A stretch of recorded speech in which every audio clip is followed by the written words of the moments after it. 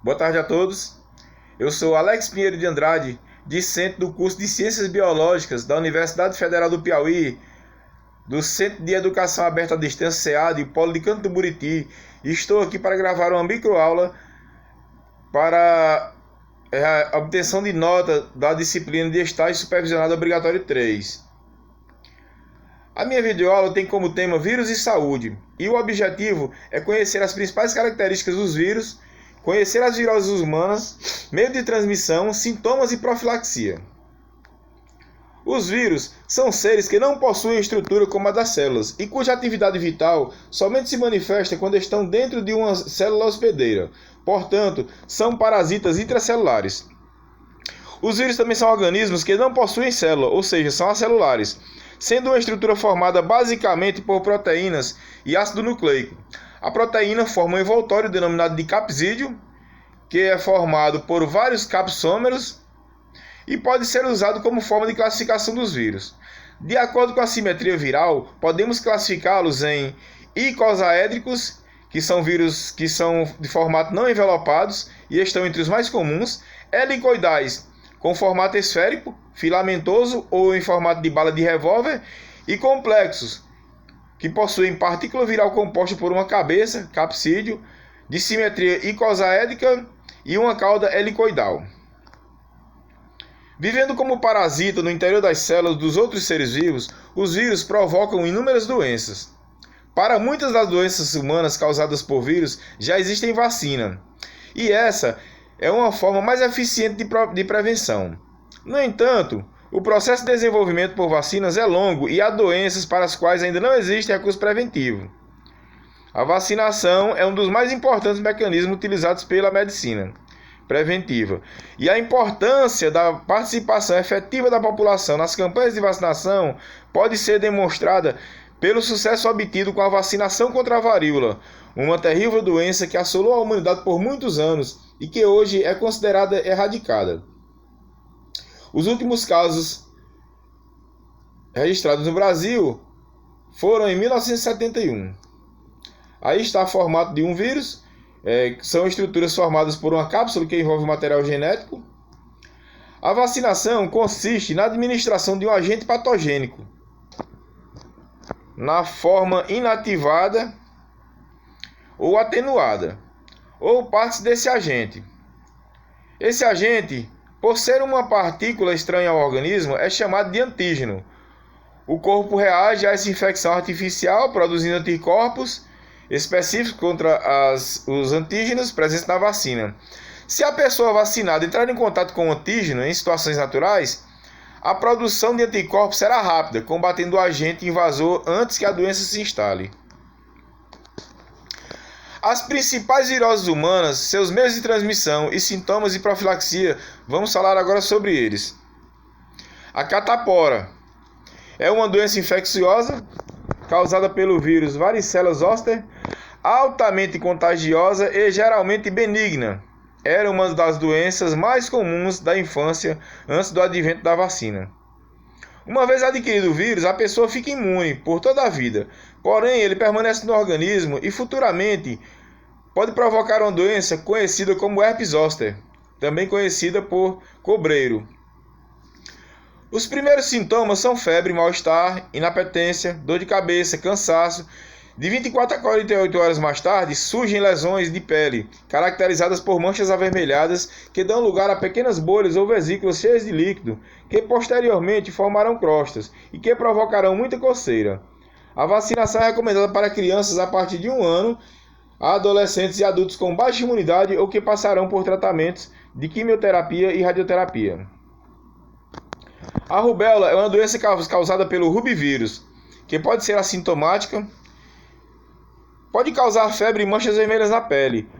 O cuidado maior com essa doença deve-se ao fato de que o vírus ataca o feto de mulheres grávidas, causando-lhes malformação. A doença é contagiosa e pode-se adquiri-la pelas vias respiratórias, em contato com pessoas doentes. O tratamento é baseado no simples controle dos sintomas, quando possível. O sarampo é uma doença perigosa, principalmente para crianças e idosos, causada pelo morbilivírus, Mesmo sendo uma doença que não costuma trazer maiores problemas, ela continua sendo uma das principais causas de óbito em países com acesso ineficiente à saúde. Transmitida pelas vias respiratórias, começa com sintomas como febre alta e tosse rouca e persistente, para depois aparecer erupções cutâneas. A prevenção é feita por vacinação. A varíola foi considerada erradicada pela Organização Mundial de Saúde, OMS, em 1980, e era uma das mais devastadoras enfermidades que a humanidade presenciou. Causada pelo ortoxvírus variolae, era transmissível pelas vias respiratórias e é caracterizada pelas típicas pústulas, que são pequenos aglomerados de pus na pele.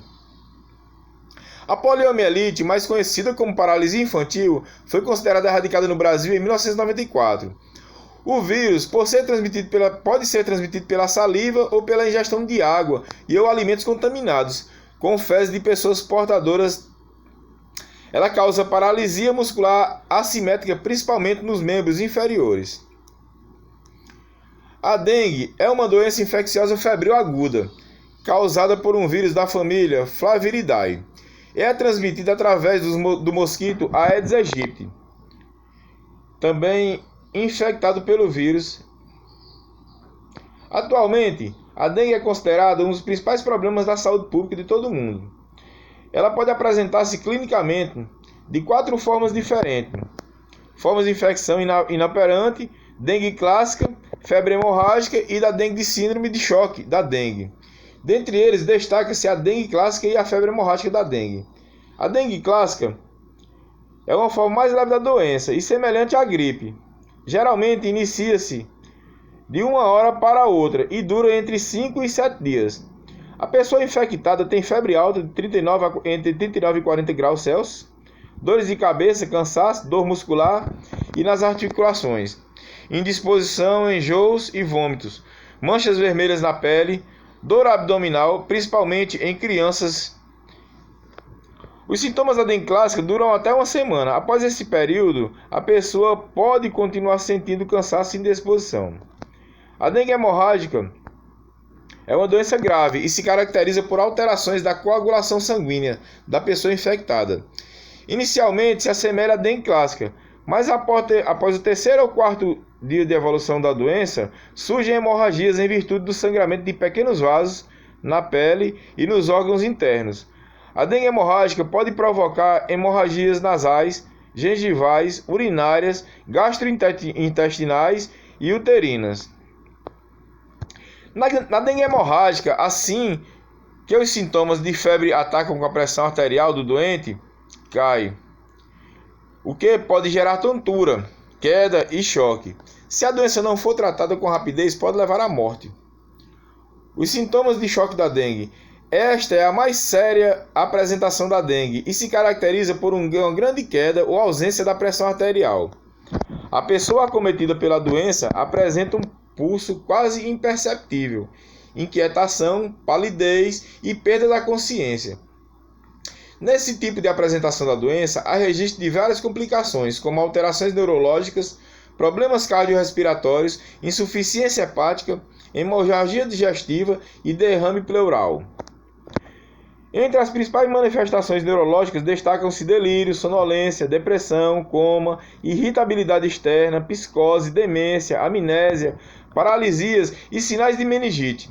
Se a doença não for tratada com rapidez, pode levar à morte.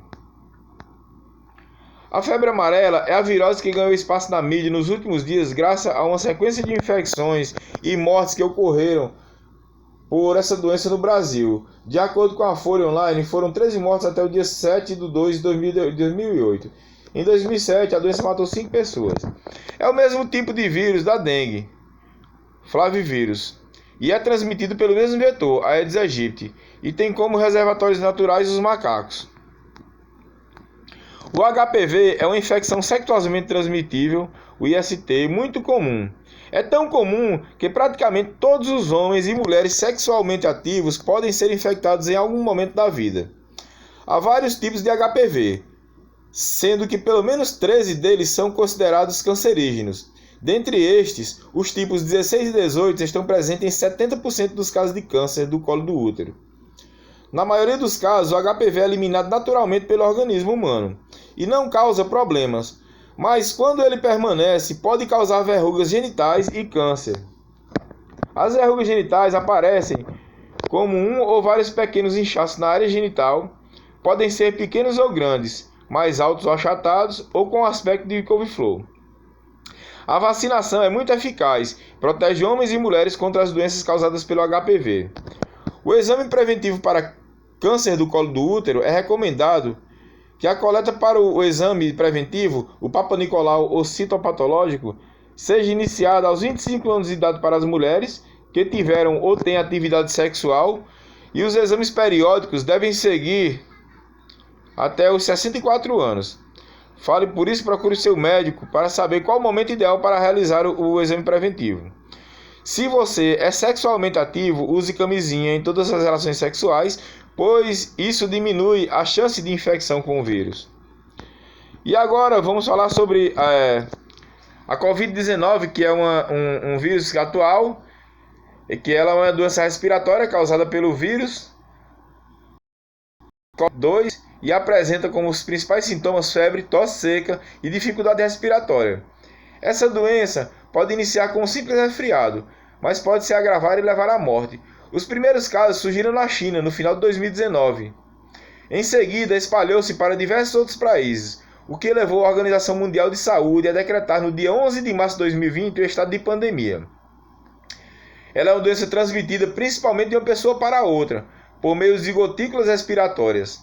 Além disso, ao tossir ou espirrar, o doente pode contaminar objetos. Uma pessoa pode infectar-se ao tocar objetos contaminados e levar a mão à boca, nariz e olhos, sem antes higienizá-la. Dentre as medidas para prevenir o contágio e evitar a disseminação da doença, podemos citar a importância de se higienizar a mão frequentemente com água e sabão ou álcool em gel 70%, além de evitar aglomerações. Bons estudos, a gente encerra por aqui. Tchau e boa tarde, pessoal.